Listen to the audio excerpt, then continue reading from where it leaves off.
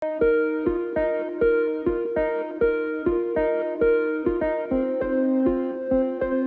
ولایت سوخت که در اجرای نقشه دعوت باوری به صف قوه‌های مسلح تاجیکستان از دیگر منطقه‌های جمهوری عقب مانده است، مقامات به خاطر اجرای نقشه خود سرانه دست به اقدام‌های غیر مقرری و در اصل غیر قانونی دست می‌زنند.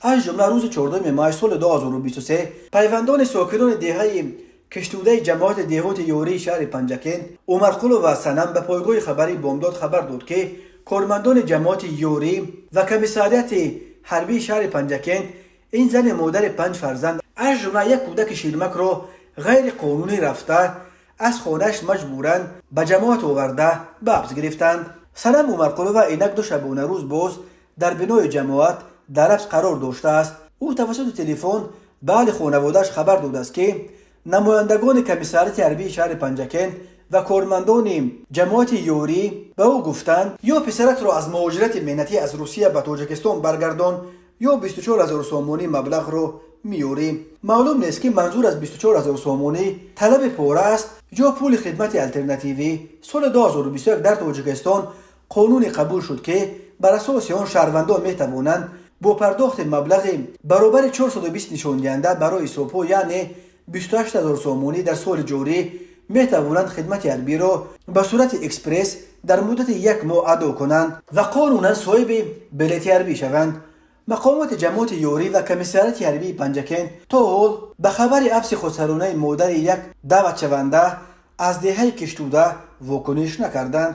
از این پیش خبر آمده بود که مقامات اصفره روز 9 مای در دهه نیمن جماعت سرخ مسجد 5 وقته به نام عمر عادل را برای نمازگزاران بسته شرط گذاشتند که مسجد را تنها بعد به کمیساریات حربی حاضر شدن همه جوانان از این دهه به خدمت حربی دعوت شده دوباره باز میکنند. رافی جان رؤوفوف رئیس دهه نیمن روز 13 مای در صحبت با رادیو آزادی بسته شدن در مسجد را تصدیق کرد و گفت روز 12 مای در نماز جمعه روحانیان از مردم دعوت کردند تا که فرزندانش را به ارتش روان کنند. به والدان گفتم بگذار فرزندانتان که در روسیه هستند بیایند و به خدمت روند و شما آزادانه نمازهایتان را خوانید. امروز امام خطیب ها به نزد مقامات برای یک جلسه دعوت کرده شدند، گفته است رافی جان رؤوفوف. در تاجیکستان از 1 اپریل موسم بهاری دعوت به صف قوه‌های مسلح ادامه دارد.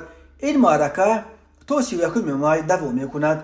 وزارت مدافع تاجیکستان خبر داد که طی 40 روز گذشته از آغاز موسم بهاری دعوت به صف قوه‌های مسلح جمهوری نقشه دعوت در سراسر کشور الکی به اندازه 76% اجرا شده است.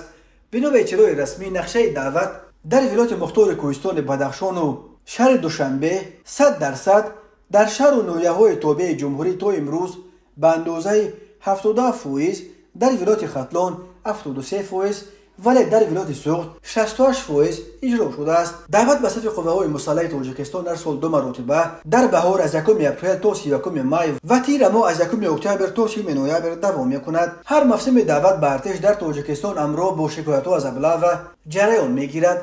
ابله یک شیوه است اصلا غیر قانونی است که کارمندان کمیساریات‌های حربی و مقامات محلی جوانان سن و سال دعوتی را در کوچه بازارها دستگیر کرده به خدمت می‌فرستند.